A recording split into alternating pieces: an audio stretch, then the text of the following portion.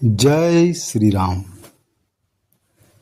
भगवान राम का गुणगान परम विश्राम देने वाला है और यह विश्राम आत्मा का विश्राम है।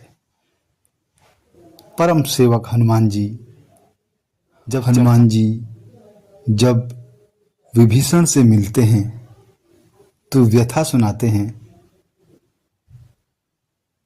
कि जानकी के वियोग में मेरे प्रभु श्री राम बड़े व्याकुल हैं। और भगवान श्री राम की महत्ता को वर्णन करते हुए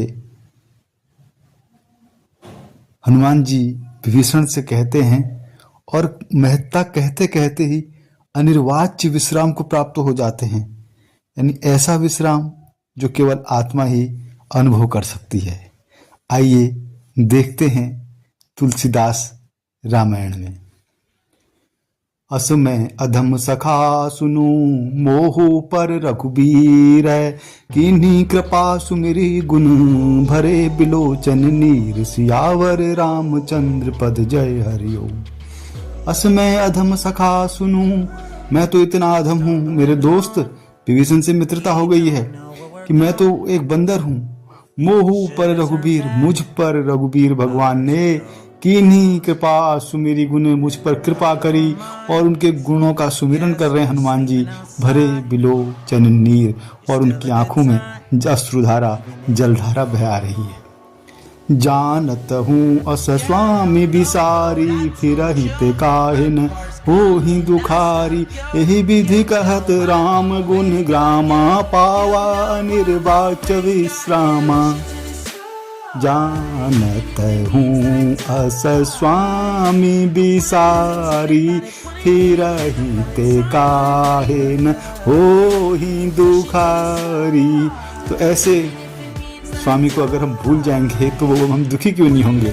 अगर हम परमात्मा को भूल जाएंगे, परमपिता परमेश्वर को भूल जाएंगे, भगवान राम को भूल जाएंगे, तो निश्चित ही है कि हम दुखी ही होंगे। यही विधि कहत राम गुण ग्रामा।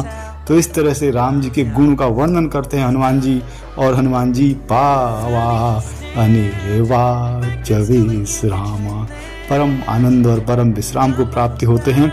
और यह कथा भगवान शंकर माँ पार्वती को सुना रहे हैं कि ऐसा ऐसा हुआ। जब रामचरितमानस हुआ, जब भगवान की रामलीला हुई तो ये सब हुआ। पुनि सब कथा विभीषण कही, जेहि विधि जनक सुता तह रही। अब दोनों दोस्त हो गए, मित्र बन गए। विभीषण अपनी कथा कह रहे हैं कि किस तरह से यहाँ पर जनक सुता रही है, सारी बातें समझा रहे हैं। तब हनुमंत कहा सुनु भ्राता, देखी चाहूं जानकी माता, जुगुति विभीषण सकल सुख चले पवन सुत विदा कराई,